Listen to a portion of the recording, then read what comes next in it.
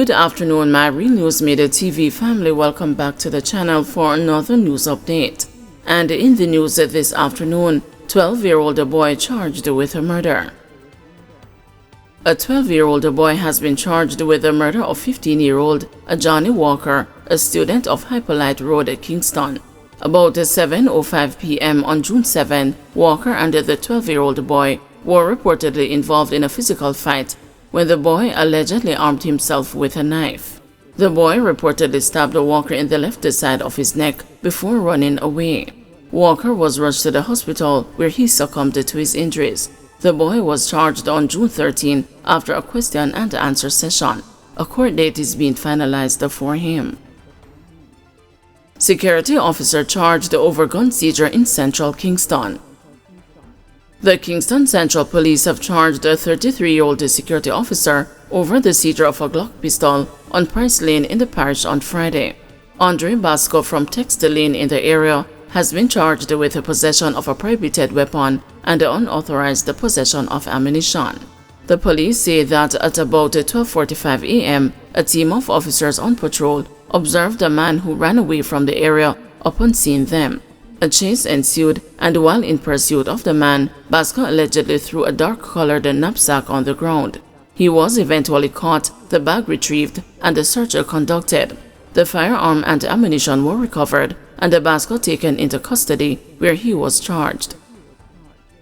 Police Federation Chairman urges responsible use of social media. Chairman of the Jamaica Police Federation, Sergeant Arlene McBean, says rank and file members of the Jamaica Constabulary Force should limit and be more responsible with their use of social media. A lot of us post on social media. Members of the JCF, if you are going on social media, go in your personal capacity. But guess what? Remember who you are and do not use the government's resources, clothes, vehicle, anything. Some persons, they use the gun and they show off on social media, she said on Friday. She was speaking at the St. Elizabeth Police Divisional Conference and the Pre-Father's Day Luncheon in Black River to guide the younger members. Let us project ourselves as law enforcement leaders out there. We can't expect the citizens to respect us when we pose a particular way. That becomes concerning, she said. We have to guide the younger minds. When they come in and they reach for TikTok, and they do them in spaces like the guard room where you are supposed to be alert. When you are supposed to be answering the phone, but yet you find the time to put your phone on one side, look at your hair, look at this, play a song. Listen, wait until you reach your bedroom or your living room or your dining room or when you're off duty in your car. Don't use the grounds as a physical space to do those things, added McBean. She said that the improper use of social media by the police can become a threat to the security landscape. It is not everything we are going to share as a force, what we have technological-wise, because the criminals will sit one side and they try to map out what is happening, she said. Not every time you are doing your operational duties out there must be advertised. Sometimes we realize that we are on social media advertising everything. I think it is a threat to the security landscape. It makes the job of the police harder, added McBean. The Police Federation chairman also reminded members of the JCF gathered at the event not to violate the human rights of citizens. I will never encourage the Jamaica Police Federation to embrace any member of the JCF who abuses the citizens of Jamaica because we have a sworn duty to protect, serve, and reassure, she said. I will flip the script. I will never embrace a citizen of Jamaica who obstructs the police in the lawful execution of your duties, she added. Prosecutors propose remedies to limit delay of a retrial in Vybz Kartel case. Prosecutors on Friday acknowledged that if the Court of Appeal orders a retrial of dancehall entertainer Vybz Kartel and his three co-accused, there would likely be a breach of their constitutional right to a fair trial within a reasonable time. But they argued there are possible remedies which would allow a retrial to go ahead.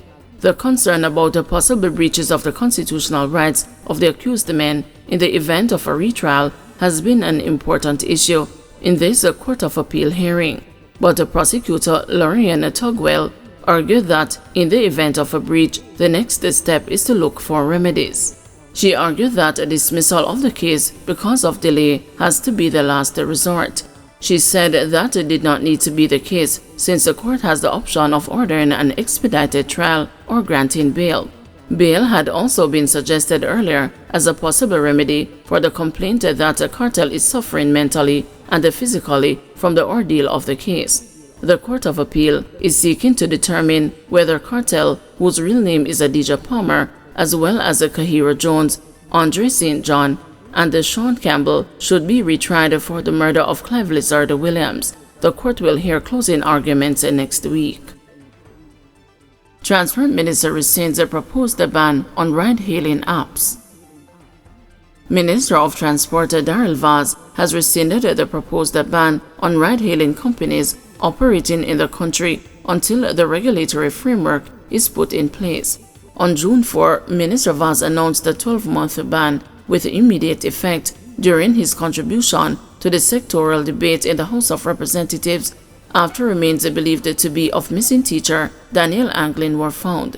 Ms. Anglin was reportedly abducted after boarding a vehicle connected to one of the ride-hailing companies on May 13. But Friday's decision to cancel the ban comes after one of the telecommunications providers requested supporting legal documentation to indicate the authority to implement such restriction.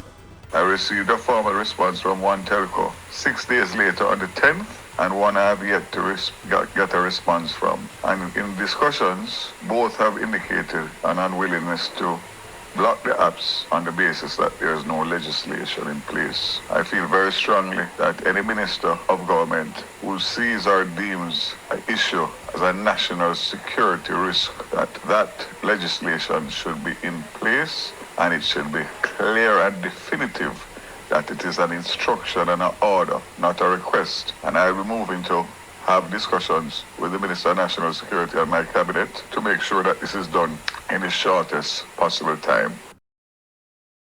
St. Catherine North Division records a decline in major crimes.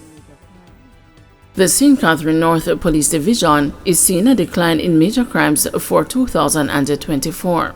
37 murders have so far been recorded, down from the 48 recorded over the corresponding period last year. Commanding Officer Deputy Superintendent Paul Bernard contended that far too many lives were lost despite the dip, but he lauded the reduction in crimes and robberies. There were 9 cases of rape compared to 17 over the corresponding period last year. Robberies declined to 10 from 21 cases this time last year. Similar to last year, there have been 23 shootings. DSP Bernard said the majority of serious crimes are committed in Zone 2. He said 60% of the murders have been committed in rural areas such as Linstead, Bog Walk, Hewatton, and the Guys Hill. But if you look at the wider St. Catherine, to include the south, we have a total of 76. And you look at the other parishes, St. Catherine would be leading, but we take credit in that. We have separated south from north, and we are 5th in the island. South is 4th, so they call them the top 5, to include Westmoreland, St. Andrew South, and of course, number 1, St. James. When we look at shootings, we are 23 in comparison to 23 last year this time. The ladies are much safer now. We have 9 rapes in comparison to 17 last year this time, and that's almost a 50% reduction. Robberies are also down, 10 in comparison to 21 last year this time.